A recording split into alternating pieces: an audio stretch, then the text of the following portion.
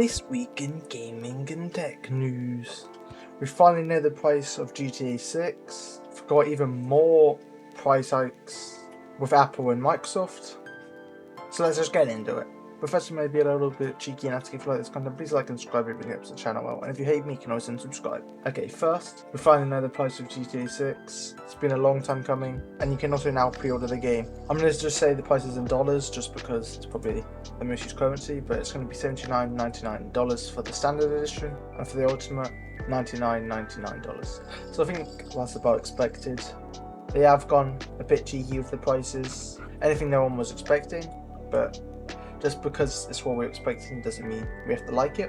And just heads up, with the physical version, you're just getting a code in the box, so it's not really a point in getting the physical edition unless you just want to collect the GTA 6 box, and you might get a cheeky map with it. But there's also rumours that GTA 6 will begin a physical release, so you'll begin a disc maybe in like December onwards, which kind of sucks. That means you can't even pre-order it, but I understand what they're doing, because warehouses would be raided, man.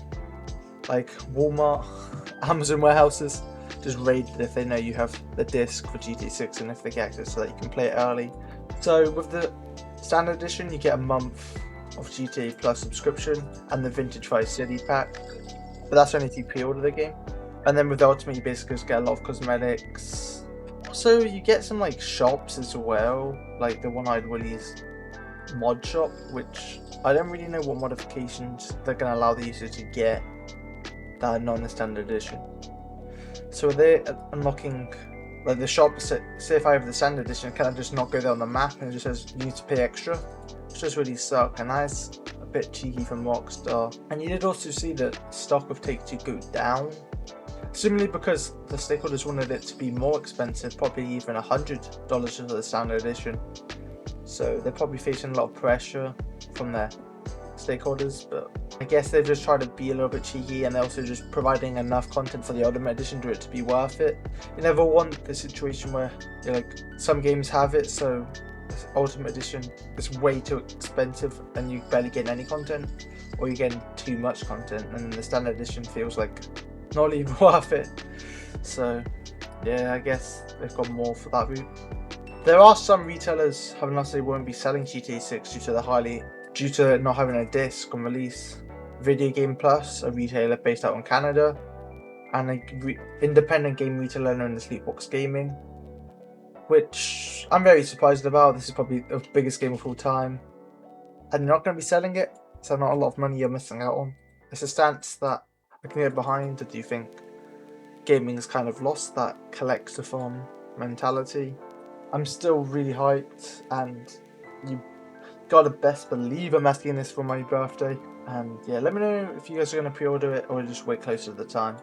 I'm usually someone who just doesn't really like the idea of pre-ordering games. What does that even get you nowadays? But hey, it's GTA 6. But also there's rumours that this game might not be coming to PC till 2027 November. Which, if that is the case, that's just madness. And I feel like most of the PC gamers are like, man, we were the goated platform, and now console gamers are finally, haha, you mocked us for this long and you can't even play this game. Sucks to be you, I guess. But I'm actually really excited. I don't know how much this makes from pre-orders alone, and I actually do think that Ultimate will be more pre-orders than the standard edition. Maybe not on pre-orders, just because they might be like, I'll just get the standard for now and then I can always upgrade. Next, the Xbox is having another price hike, and you have to have a loan now to get an Xbox. The price. Okay, so the Xbox Series X 1TB with disc drive was $650, now $800. The all digital is now $750, was $600. The Series S 512 was $400, now $500, and the 1TB of the Series S is $600. And they're also sunsetting the 2TB model of the Series X. So man, I don't even think this is because GTA 6 is coming out.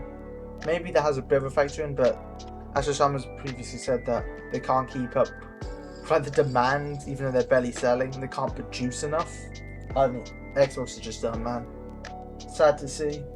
Like, GTA 6, it's like the best time for them to have like their resurgence and they don't have anything to show for it. The PlayStation is just done, and yeah, it's just sad to see Xbox even dying. You know what's also stupid? It's just like Microsoft want Xbox to be successful, but one of the reasons it's not successful, investing all this money in AI, and you're like, why is Xbox not being successful? Why do they keep raising their prices and no one buys it? Maybe it's because you're investing so much in AI. So honestly, Xbox just needs to ditch Microsoft. It doesn't make any sense. It's not just Microsoft raising prices though, it's also Apple. With some of their products getting an increase, especially on the MacBooks and iPad, which there is a lot of price increases. I'll just put them on the screen. Some are steep, like the Mac Studios. Some are not too much, like the HomePod Minis. Yeah, the MacBook Neo's gone up by $100. So yeah, the iPhones, luckily enough, haven't been touched, but I guess it's just a matter of time. Next. Okay, it's time for the quickfire round. This is a bit of a questionable story, but Hasbro are trying to force their child actors into signing AI voice contracts. This is an open letter from the child cast of Peppa Pig, saying they've been horribly screwed over. And I guess that's just so they don't need to actually get the children to act. They're like, we have their AI voices, we can just use that, make them say what we want, basically. But yeah, it's a bit shady from Hasbro. And I do think we're going to see more of this, just because you don't actually need to pay them to be there. You can just pay them once, get their audio, and just dip.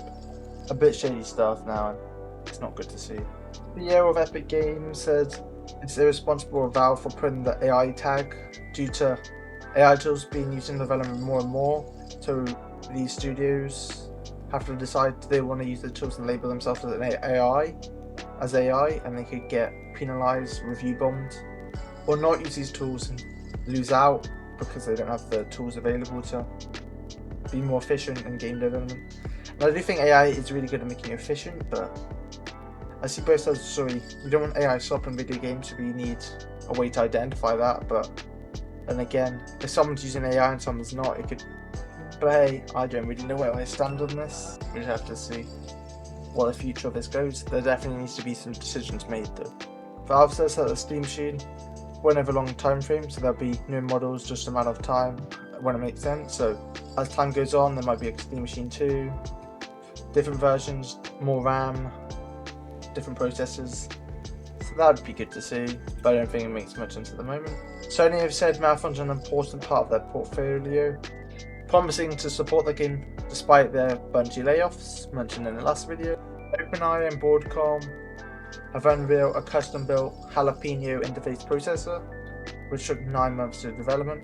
The aim is to address practical bottlenecks and interference at scale and costly data movement between compute and memory resources, so to improve network efficiency and overall behavior.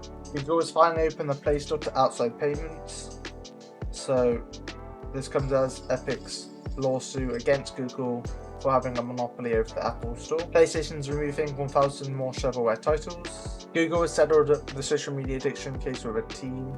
The lawsuit was alleging that the platform was too addictive and was designed that way. Okay, Valve says that Valve says when it talks to companies that make RAM, they give us a price, and if Valve says no, they never talk to them again. Essentially making it so you can't reject the offer. It's that price or nothing. I guess that's also a reason why the Steam Machine is such a high price. And Valve isn't in a position like these Apple's, Microsoft, making these RAM deals. So, yeah, I guess that does suck for Valve. And that's because they'll pay the cost. Meta, I mentioned in a previous video, said Meta has been tracking their employees for AI training, but now they're halting the worker tracking due to privacy fears. I wonder, did they just figure that out? Tracking how our employees work is maybe a privacy concern. And I wonder who told them that. I guess they're learning. Finally, Valve have greenlit SteamOS installs on normal PCs with AMD GPUs. So if you really want, you can make your own Steam machine, maybe with your PC, use that interface if you want. And I love this idea, pushing Linux, so hopefully this makes Microsoft make Windows better. If that's even possible, man, I don't even know what Microsoft is doing. But that's this week's gaming and tech news, and I'll see you in the next one. Latest gaming and tech news every week. Keeping nerds up to date. Yeah, you know the rest.